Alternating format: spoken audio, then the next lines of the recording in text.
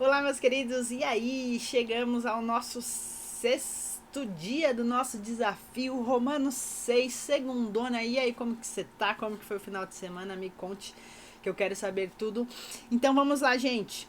Vamos comentar aqui Romanos 6. O que acontece aqui em Romanos 6, né? Depois de Paulo ali nos capítulos anteriores, né, do 1 ao 5, né, falar do seu argumento, da questão da salvação de Jesus, do pecado e tudo mais, ele começa meio que agora a pôr na prática, né, essa vida nova com Deus, essa vida nova com Jesus, né, a vida nova com Cristo, como que esse evangelho interfere na nossa vida, na nossa prática, né? Algo que a gente precisa entender é o quê? Que o evangelho é transformação, o evangelho é mudança de vida, né? Quando você tem realmente uma conversão genuína aí, quando você realmente aceita essa salvação pela fé, né? Em Jesus Cristo, tem que acontecer uma mudança total. E aqui ele começa, né, a falar um pouquinho e algo que eu achei bem interessante logo no começo, né? Ele fala assim, né? Será que devemos continuar vivendo no pecado para que a graça de Deus aumente ainda mais? Né? Porque às vezes nós temos isso, não, a salvação é de graça, eu entendi aí, Miriam, do capítulo 1 ao 5, que a salvação é de graça, eu não mereço, eu sou injusto, eu sou falho, eu sou pecador realmente, eu mereço, eu tenho essa salvação de graça. Então, se é de graça mesmo, eu vou continuar pecando, vou continuar fazendo isso, talvez você pode ter pensado isso, ou pensa isso, né? Mas Paulo, logo no versículo 2, ele já responde assim, ó, é claro que não. Nós já morremos para o pecado. Então, como podemos continuar vivendo nele? Né? A questão aí, nós não somos salvos pelas nossas obras, por cumprir a lei, a circuncisão e todas as coisas aí que ele citou nos primeiros capítulos. Porém, nós precisamos entender o quê? Né? Por que nós não pecamos? Por que nós obedecemos? Né? Por quê? Porque nós amamos, né? Porque é o constrangimento, né? Nós não fazemos para sermos salvos. Nós fazemos porque nós somos salvos, né? Nós não pecamos porque por quê? Não porque por que nós não pecamos? Eu me enrosquei aqui, gente, mas o que eu quero dizer é o seguinte: a questão da graça não pode fazer que nós vivemos no pecado. Né? Eu acho que nós temos que pensar assim, o amor de Jesus foi tão grande, tão maravilhoso, ele morreu numa cruz, ele sofreu tanto por mim, né? Ele pagou a minha dívida para mim viver no pecado. Né? Eu não sei você, mas em mim gera um constrangimento. Quando nós temos uma vida com Deus, uma vida com Cristo, né?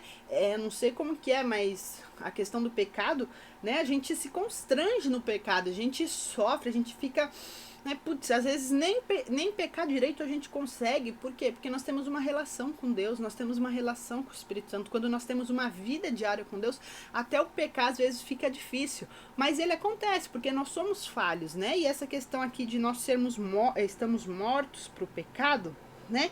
O que quer dizer ali, né? É que nós não podemos tolerar o pecado, né? Nós não podemos deixar que o pecado aí seja algo normal, porque eu já estou salva, é de graça, eu realmente não mereço, né? Pelo fato do que Deus fez por mim, por eu ser salva, é por isso que eu não peco, é por isso que eu obedeço, é por isso que eu amo, é por amor, né? É tudo por amor. Então isso é algo que a gente tem que deixar muito claro, né? Pois quem morre fica livre do poder do pecado, né? Quando você tem Jesus, o pecado não pode mais te dominar, né?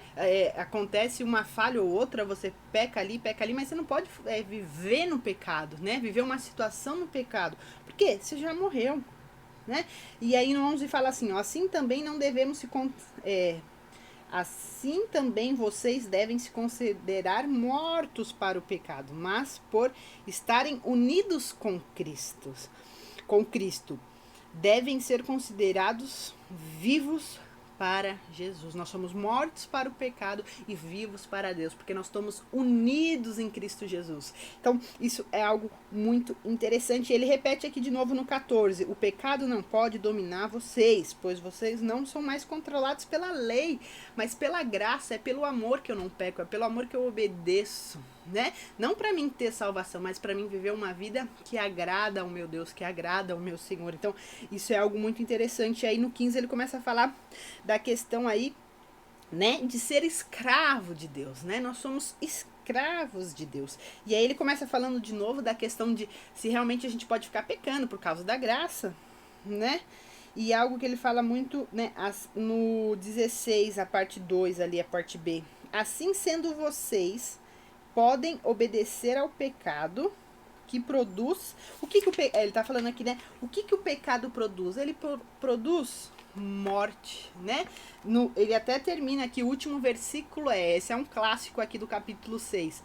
O salário do pecado é a morte, mas o presente de Deus é vida eterna, que temos em Cristo Jesus, o nosso Deus. Então, aqui, né, ele fala, vocês foram libertos do pecado para se tornarem escravos de Deus, né? E essa questão aí de liberdade, né? Eu sou livre, né? Algo que a gente tem que se pensar, porque a liberdade, na verdade, nenhum de nós nunca somos livres, né? Se você é livre para fazer uma escolha, né? Você tá deixando outra.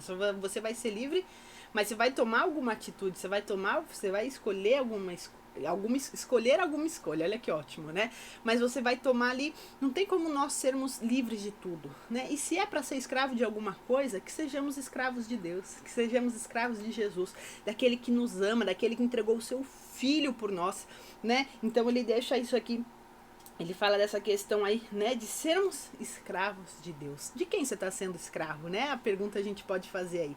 Será que você está sendo escravo do seu pecado? Talvez de um vício, talvez de algo imoral? Enfim, eu não sei, né? Ou você está sendo escravo de Deus? Você está escolhendo ser escravo de Deus. Então, isso é algo para a gente se pensar, que ele põe a refletir aqui no capítulo 6 de Romanos, tá bom? Espero que você esteja gostando desse desafio. Se você parou nesse vídeo aqui e não sabe o que está acontecendo, vai no meu perfil que você vai descobrir, tá bom?